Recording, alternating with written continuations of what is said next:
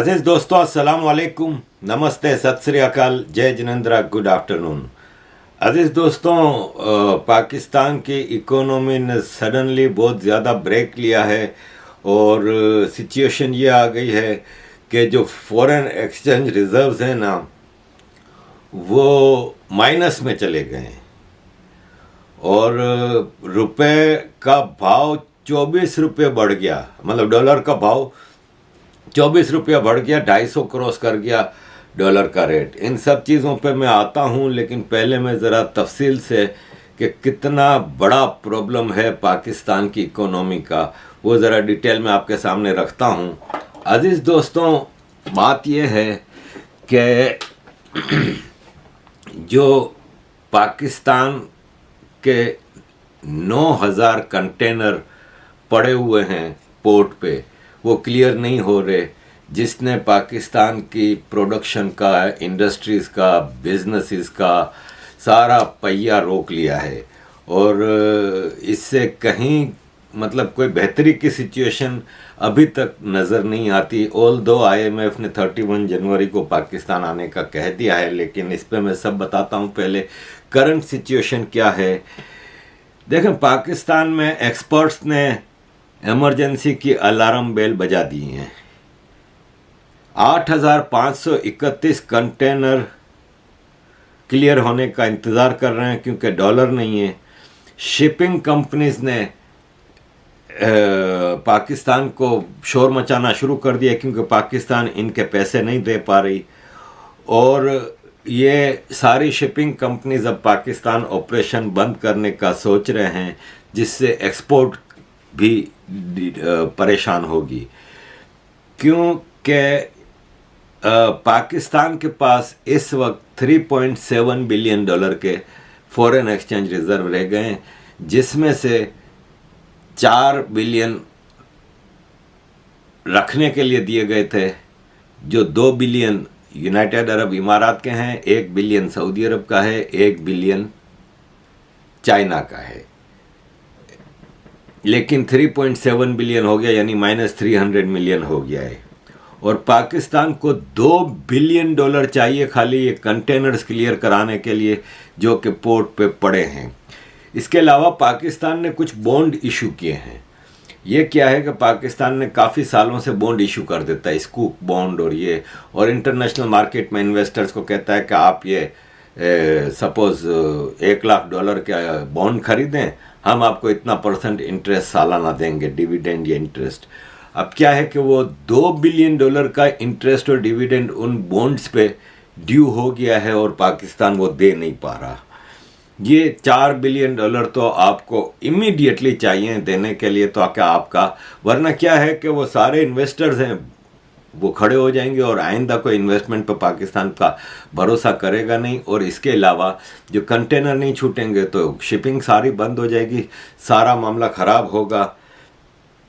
अब इंपोर्ट का जितना भी पाकिस्तान का हिसाब है, देखें, गंदम, खाद, फर्टिलाइज़र, कॉटन, फूड ग्रेन्स, अनाज, प्याज, ऑनियन, टमाटर, tyre, newspaper prints, electric bulbs, ये सब इंपोर्ट होता है। प्याज, टमाटर, गंदम, एग्रीकल्चर बेस्ड पाकिस्तान में इंपोर्ट हो रहा है और सड़ रहा है पोर्ट पे। बैंकों से रिक्वेस्ट की जा रही है कंटिन्यूसली कि आप LC खोलें प्लीज़, वरना मामला ख़राब हो जाएगा।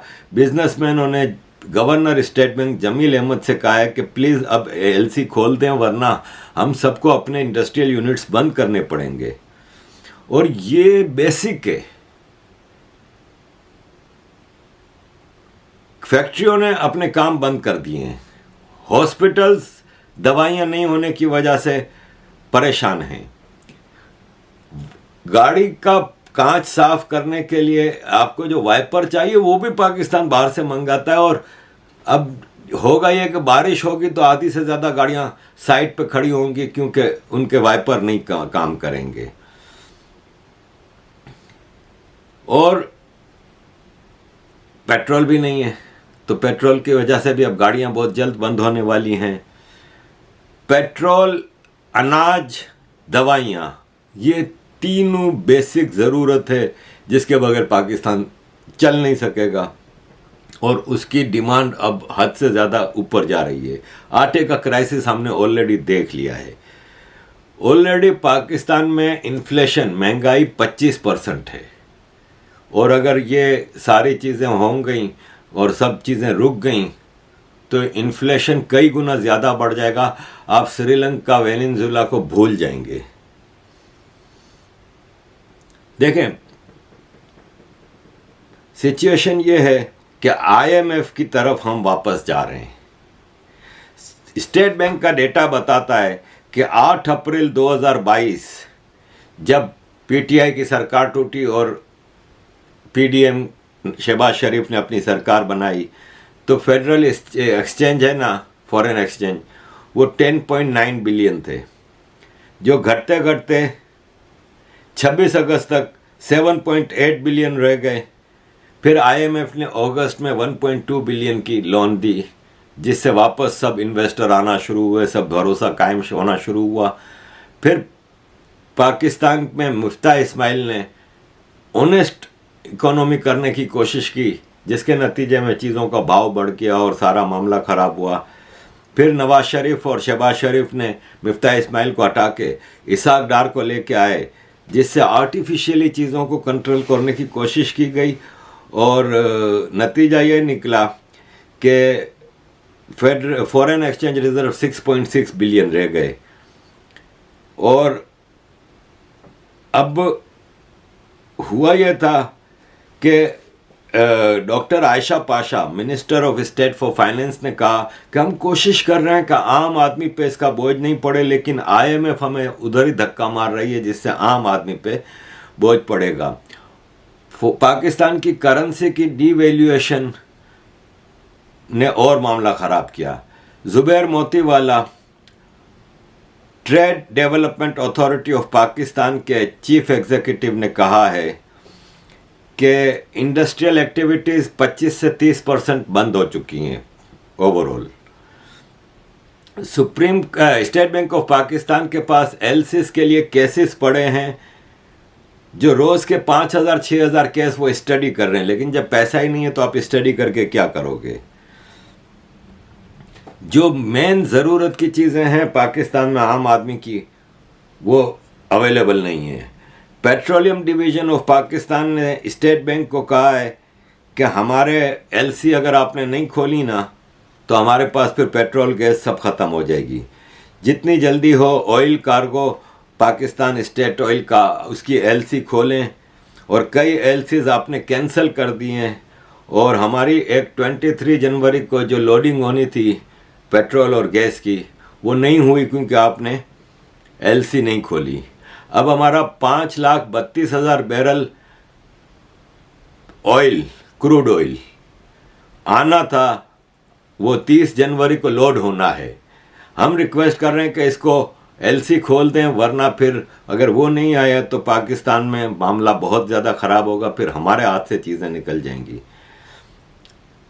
पाकिस्तान को अभी 4,30,000 metric ton of petrol, 2 lakh metric ton of diesel और 6,50,000 MT of crude oil are imported every month, जो कि $1.3 बिलियन का होता है। वो सब रुक गया है, आपके पास रिजर्व में कुछ नहीं पड़ा। एलसियाँ नहीं खोलने से हमारे मामला बहुत ख़राब हो रहे हैं। इसी तरह इब्राहिम तारिक शफ़ी, जो शुगर और स्टील मिल्स पाकिस्तान में चलाते हैं, उन्होंने कहा कि हमारे सारे काम ठप हो गए क्योंकि हमारी एलसियाँ ही नहीं खुल रही और बगैर रॉ मटेरियल के हम कुछ कर नहीं पा रहे। टेलीकम्युनिकेशन इंडस्ट्री ने कहा है आईटी मिनिस्ट्री को कि बैंक ने हमारी एलसीज खोलने से इनकार कर दिया है, इसलिए हमारा टेलीकम्युनिकेशन का सिस्टम भी बहुत जल्द बंद होने वाला है, which will bring a disaster. Beko steel limited ने अपनी प्रोडक्शन बंद कर दी है अगली एलसी खुलने तक। सितारा पेरोक्साइड लिमिटेड ने अपने शेयर होल्डरों को बताया कि हम प्रोडक्शन की तरफ जा ही नहीं पा रहे क्योंकि हमारी एलसी नहीं खुल रही, तो रॉ मटेरियल के बगैर हम प्रोडक्शन कैसे करें, क्योंकि हर चीज़ इंपोर्ट हो रही है। सुजुकी मोटर कंपनी ने कहा कि हमारे पास अब सामान ही नहीं है, हम बगैर रॉ मटेरियल के कुछ कर नहीं सकते, इसलिए हम अपना प्रोडक्शन यूनिट बंद कर चुके हैं। क्रेसेंट फाइबर्स ने कहा है कि प्रोडक्शन 50% पे आ गई है क्योंकि हिसाब किताब खराब है। Suraj textile mill, Nishad union limited, Kohinoor spinning mills ने अनाउंस किया है कि हमने अपनी प्रोडक्शन को बहुत कम कर दिया है क्योंकि कॉस्ट बहुत ज़्यादा बढ़ गई है इलेक्ट्रिसिटी और गैस की ना होने की वजह से, और डिमांड अब कम रह गई है कि लोग इसको ख़रीदारी इतनी रही नहीं है कैपेसिटी लोगों की। डायमंड इंडस्ट्रीज जो कि गद्दे बनाता है फोम के, उन्होंने कहा हमारे पास रॉ मटेरियल नहीं, हमने भी बंद कर दिया है। इंडस मोटर कंपनी जो पाकिस्तान में होंडा की गाड़ियाँ और होंडा मोटरसाइकिल बनाता है, उन्होंने कहा कि हमारे पास रॉ मटेरियल नहीं है, जब तक रॉ मटेरियल नहीं आएगा हम बंद कर रहे हैं अपनी प्रोडक्शन, और 20 से 30 दिसंबर से हमने अपनी प्रोडक्शन बंद कर दी है और हम अपने लोगों को भी जॉब से निकाल रहे हैं। पाकिस्तान में life saving drugs, cancer, diabetes, epilepsy और हार्ट कंडीशन की दवाइयाँ ख़त्म हो चुकी हैं। Solar panel, photovoltaic cells, batteries, electrical transformers, converters, lamps, lighting fittings, electrical feed lightings, signal equipment, wide screen wipers, news print, working parts of steel, sacks, bags, microwave oven, tricycles, scooters, electrical machines, home appliances, CBU, auto CBU, sanitary and bathroom wares, mobile phone CBU, कुछ भी नहीं है, सब import होते हैं और LC नहीं खुल रही। अब गवर्नमेंट के पास एक ही दरवाज़ा रह गया है, आईएमएफ। पिछले 4 महीने से गवर्नमेंट कह रही थी कि नहीं अब हम आईएमएफ के पास नहीं जाएंगे क्योंकि अब आईएमएफ बहुत सख्त कंडीशन रख रही है, हम आईएमएफ के पास नहीं जाएंगे। फिक्र की बात नहीं, हमारे 3 दोस्त मुल्क हैं, सऊदी अरब, इमारात और चाइना, और वो हमारे इस मुश्किल वक्त में हमारे साथ खड़े होंगे, इसलिए फ़िक्र की बात नहीं है। लेकिन 4 महीने के बाद सिचुएशन ये है कि इनको शर्मिंदगी हुई हर जगह से, और इनके पास शर्म से सर झुका के अब वापस आईएमएफ के तरले मिन्नतें किए हैं। आईएमएफ के आने से 1.8 बिलियन डॉलर की किस्त मिलेगी अगर आईएमएफ एग्री करता है तो, लेकिन आपको 2 बिलियन डॉलर तो चाहिए आपको पोर्ट पे सामान बचाने के लिए। अजीज दोस्तों, पाकिस्तान का 25 जनवरी को डॉलर का रेट था 230 रुपया, जो 26 जनवरी को 255 रुपया बढ़ गया, 9.61%। अब आप सोचें कि अगर पाकिस्तान के ऊपर 100 बिलियन कर्जा है, 100 बिलियन डॉलर अगर, तो ये रुपए का भाव बढ़ने से आपका 2500 बिलियन रुपया कर्जा बढ़ गया, क्योंकि पेमेंट तो आपने रुपए से निकाल के ही करनी है ना, पाकिस्तान की करेंसी से आप कमा के दोगे ना आईएमएफ को, तो 100 बिलियन के ऊपर 2500 बिलियन रुपया कर्जा बढ़ गया। 9.1 का मतलब 100 बिलियन पे 9.1 बिलियन डॉलर आपका कर्जा बढ़ गया, खाली डॉलर का, और अभी बढ़ना है। अभी ये आईएमएफ की शर्त मानने का स्टार्ट है, और इसी स्टार्ट का नतीजा ये हुआ कि शहबाज शरीफ पिछले 1 हफ्ते से तरले मिन्नतें कर रहा है कि हम आईएमएफ की हर शर्त मान लेंगे, आईएमएफ प्लीज़ हमारे पास आओ, सब कुछ करो, हमें मदद करो। और 9th रिव्यू जो है जिसमें 7 बिलियन डॉलर की आपने मदद देनी है वो स्टार्ट करें, तो वो 7 बिलियन डॉलर एक साथ नहीं मिलेगी, खाली 1.8 बिलियन अभी मिलेगा और फिर हर साल थोड़ा थोड़ा मिलेगा, तो उससे आपके मसले हल नहीं होने। इसाक डार ने भी सरेंडर कर दिया और उसने कहा कि आईएमएफ प्लीज़ हमारे पास आओ। तो अब आईएमएफ की जो रेसिडेंट डायरेक्टर हैं एस्थर पेरेज रुइज, उन्होंने थर्सडे को एक मैसेज में कहा है कि हम पाकिस्तान आ रहे हैं 31 जनवरी से 9 फरवरी तक देखने के लिए कि आपने आईएमएफ की शर्तें मानी हैं कि नहीं मानी। और ये 7 बिलियन डॉलर का एक्सटेंडेड व्यू है, जो कि 1.8 बिलियन डॉलर आपको 2 महीने बाद मिलेगा, अभी भी नहीं, 2 महीने बाद।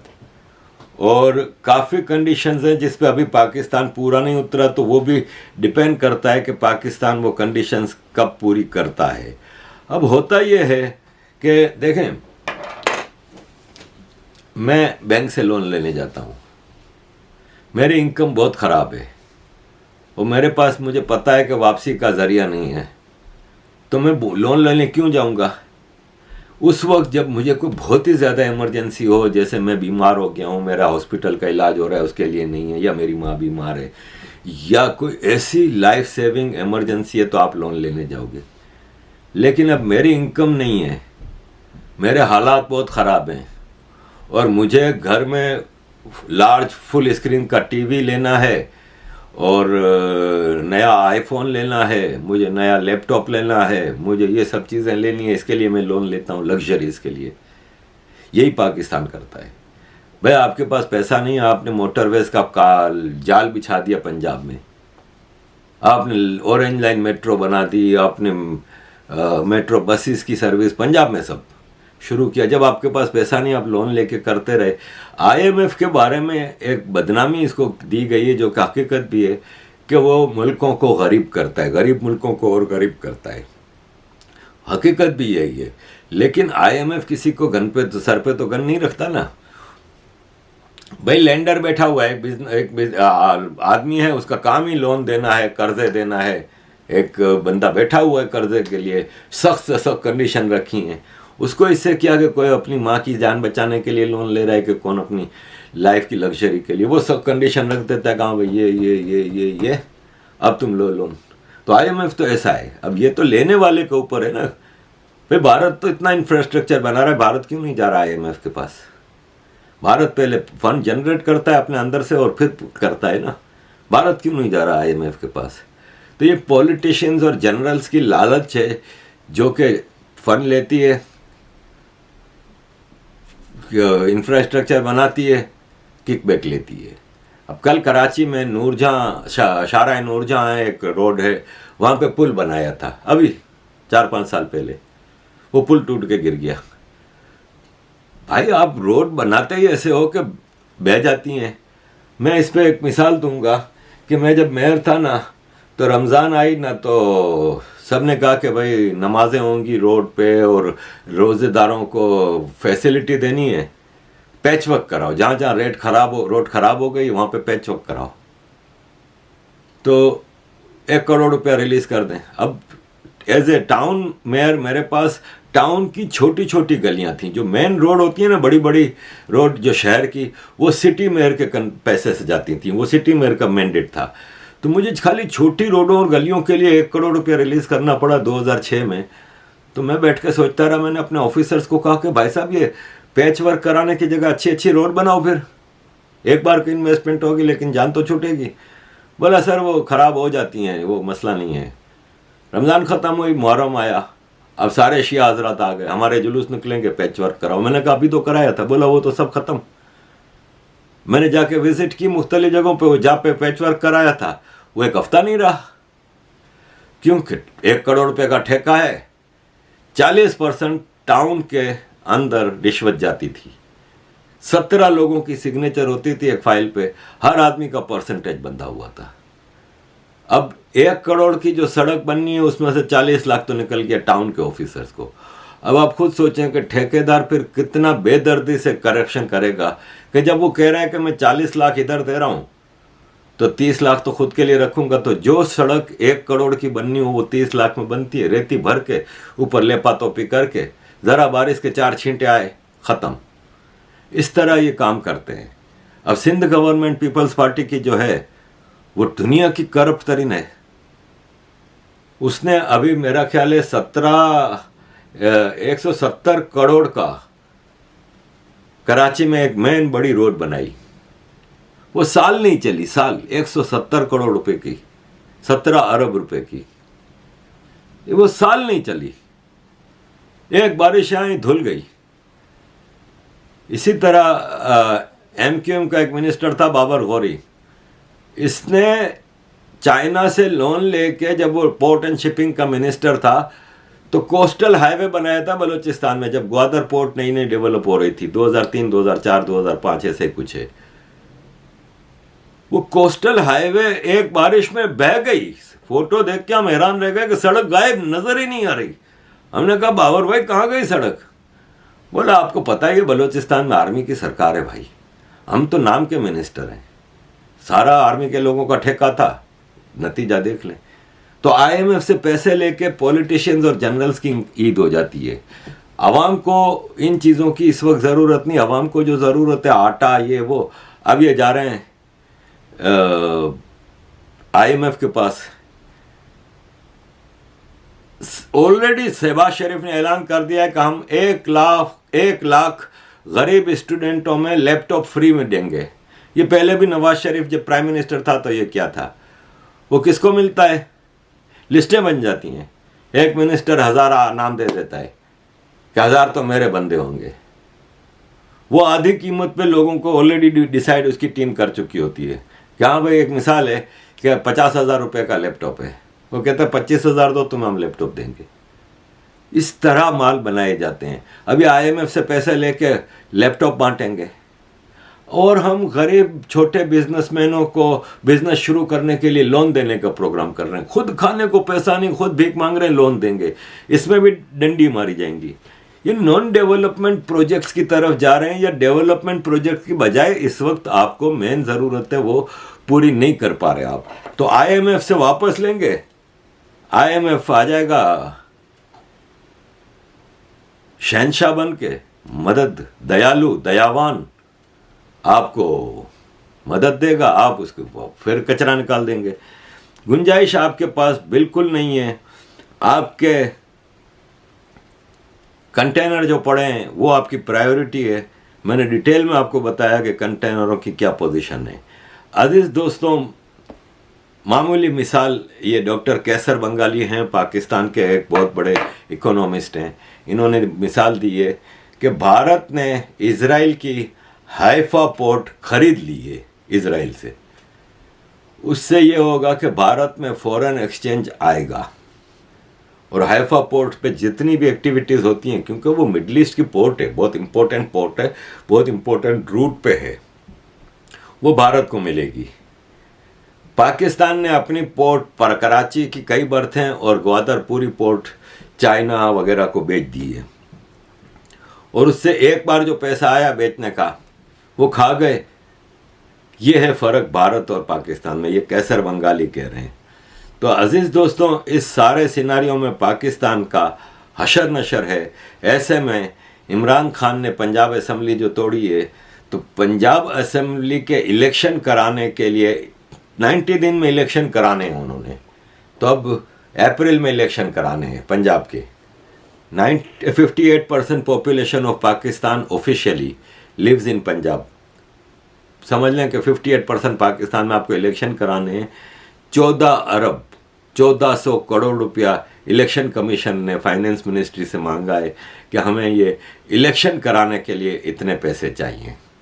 चाइना पाकिस्तान का दोस्त, चाइना ने पाकिस्तान को, ये अभी जो फॉरेन एक्सचेंज पाकिस्तान के कम हुए हैं ना कल, वो इसलिए कम हुए हैं कि चाइना की कमर्शियल बैंक को पाकिस्तान ने जनवरी के सेकेंड वीक में $500 मिलियन वापस करने थे। पाकिस्तान नहीं कर सका, तो चाइना की बैंकों ने 72 घंटे का अल्टीमेटम दिया कि वरना हम इंटरनेशनल कोर्ट में जाएंगे और फिर जुर्माने के साथ भरना पड़ेगा, और आगे जो आपके 4 बिलियन हैं उसका भी हम क्लेम करेंगे फिर। तो वो पाकिस्तान ने अर्जेंटली भरा। ये है चाइना का। जबकि पाकिस्तान ने 26 जनवरी को भारत के खिलाफ प्रोटेस्ट करने के लिए यूरोप, अमेरिका, ऑस्ट्रेलिया वगैरह में भारत की एम्बेसीज के सामने प्रोटेस्ट करने के लिए 2 मिलियन यूरो मुख्तलिफ लोगों को दिए ताकि वो प्रोटेस्ट कर सकें। That shows your priority। 3.7 billion का आपके रिजर्व्स हैं। 500 मिलियन देने के बाद एलसी के लिए आपको 2 बिलियन चाहिए। स्कूक बॉन्ड्स वगैरह का डिविडेंड देने के लिए 2 बिलियन देने हैं, और 4 बिलियन आपके खजाने में आपने रखने के लिए लिए थे। उसमें से ऑलरेडी -300 मिलियन आपका रह गया है फॉरेन एक्सचेंज रिजर्व, और 4 बिलियन आपको अर्जेंटली देने हैं। पेट्रोल की ये हालत है कि मुल्क भर के पेट्रोल पंपों पे पर्दा लगा के बंद कर दिया गया है कि पेट्रोल नहीं है, लोगों को लाइन लगा के खड़े हैं। आप मुझे ये बताएं कि कैसे काम चलेगा। अभी मैंने चाइना का बताया कि चाइना ने $350 मिलियन जनवरी के स्टार्ट में ही वापस ले लिए थे, एक गारंटी मनी था। फरवरी में उसी चाइनीज बैंक जिसने $500 मिलियन डंडे के जोर पे आपसे अभी लिए हैं, उसका $300 मिलियन वापस करना है। 2015 में सीपेक को एक गेम चेंजर बना के पेश किया गया, पाकिस्तान की तकदीर बदल जाएगी, ये होगा वो होगा। वो सीपेक तो ना बना, ना तकदीर बनी। अब चाइनीज बैंक आपसे वापस अपने पैसे मांग रहा है। ये सारी सिचुएशन है पाकिस्तान की। अब आप मुझे ये बताएं कि पाकिस्तान डिफॉल्ट नहीं हुआ तो क्या है ये सब। थैंक यू वेरी मच अजीज दोस्तों for all your support. Keep supporting. जय हिंद।